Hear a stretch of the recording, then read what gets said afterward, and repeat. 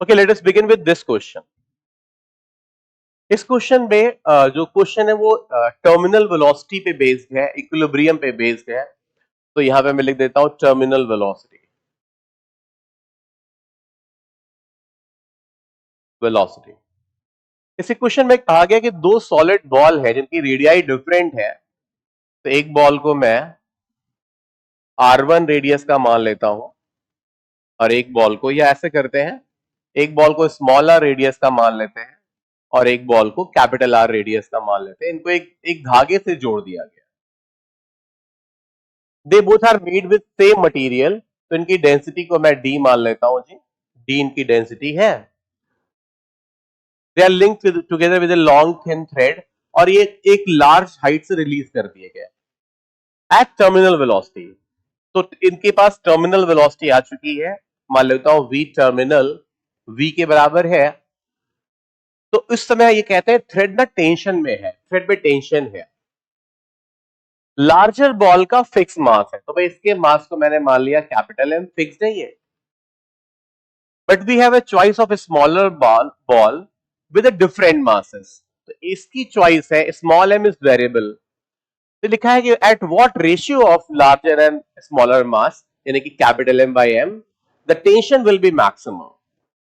ठीक है, ओके। तो चलिए इस सवाल को सॉल्व करते हैं। हमें टेंशन को मैक्सिमम करने के लिए capital M by small m की वैल्यू चाहिए, क्योंकि ये टर्मिनल वेलोसिटी अचीव कर चुका है। ओके, तो ये कांस्टेंट वेलोसिटी से चल रहा होगा।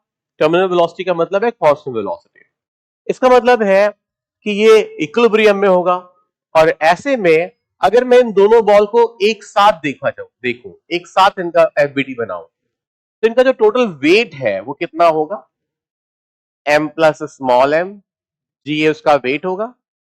Tension will be an internal force then, और ये बैलेंस हो रहा होगा टोटल ड्रैग फोर्स से। ड्रैग फोर्स कितना होता है? ड्रैग फोर्स होता है 6 पाई ईटा आर बी। तो 6 पाई ईटा, ईटा इज विस्कोसिटी, और देखिए आर दोनों का अलग अलग है लेकिन वी दोनों का सेम है। तो दोनों के ड्रैग फोर्स को ऐड कर ले अगर हम, तो R plus capital R V ये आ जाएगा जी। So this is the equation जो दोनों के लिए कंबाइंड इक्वेशन है। अब अगर यहां पे टेंशन टी है जी, टेंशन टी मान लिया जाए, तो एक काम करते हैं, केवल इस बॉडी का ही न्यूटन लॉ बनाते हैं। केवल ऊपर वाली बॉडी के लिए मैं कह सकता हूं इसका वेट होगा mg, और उस पर टेंशन भी लग रहा होगा, इक्वल्स टू 6 पाई ईटा और r और v। ये इसकी इक्वेशन हो गई। और चलिए इन इक्वेशन को डिवाइड कर देते हैं। ओके, तो लेफ्ट में हमें मिल जाएगा, देखिए, m plus small m upon small m plus t। एक काम करते हैं, ये t तो न्यूटन में है, इस t को केजी वेट में मान लेते हैं, तो हमारा g आराम से कैंसिल हो जाएगा। ठीक है, तो आप मान लीजिए t जो है वो किलोग्राम फोर्स में है, किलोग्राम फोर्स में है। तो अब हमारा g का कोई टेंशन नहीं है, ये गायब हो गया। और अब मैं यहां पे लिख सकता हूं, अगर ये किलोग्राम फोर्स में, तो यहां पे g मल्टीप्लाई कर दो भाई। अब टेंशन हमारा किलोग्राम में आएगा। 6 पाई ईटा गायब हो गया, v गायब हो गया, ये बचा कितना? r plus capital R by small r। अब यहां पे एक काम करेंगे, हम लोग टेंशन को आइसोलेट कर लेंगे। तो टेंशन को आइसोलेट करने के लिए हमारे पास आएगा m plus small m, r divided by r plus r equals to m plus t। तो m को मैं लेफ्ट में ले आऊं, तो minus m equals to t। ये हमारा फंक्शन बन गया। ओके, ये हमारा फंक्शन बन गया। और मासेस को हम वॉल्यूम इनटू डेंसिटी लिख सकते हैं, क्योंकि दोनों की डेंसिटी सेम है। तो डेंसिटी किसी भी मास को मैं लिख सकता हूं, जैसे कैपिटल एम को लिख सकता हूं density multiplied by 4/3 pi R cube, और स्मॉल एम को d 4/3 pi small r cube. तो अगर मैं मासेस को कन्वर्ट कर लूं, तो assuming this is a new constant, ये कांस्टेंट कहीं छुप जाएगा। ठीक है, ये कांस्टेंट को मैं कॉमन ले लूंगा और हमारा इक्वेशन बन जाएगा। देखिए इसको ध्यान से देख लीजिए, हमारा इक्वेशन बन जाएगा t equals to some constant k, जिसकी वैल्यू है वही d into 4/3 pi R cube, और अंदर हमारे पास बचेगा तो कैपिटल एम की जगह पे कैपिटल आर क्यूब आएगा, स्मॉल एम की जगह पे स्मॉल आर क्यूब आएगा, तो ये बन जाएगा R cube plus small r cube small r divided by R plus r और माइनस आर क्यूब, ये आएगा जी। इसको मैं एक्सपेंड कर देता हूं, तो इसके फॉर्मूला होता है के, इसका होता है आर प्लस आर, तो वो तो कैंसिल हो जाएगा, बचेगा हमारे पास R square minus R R plus small are square into small R minus are cube.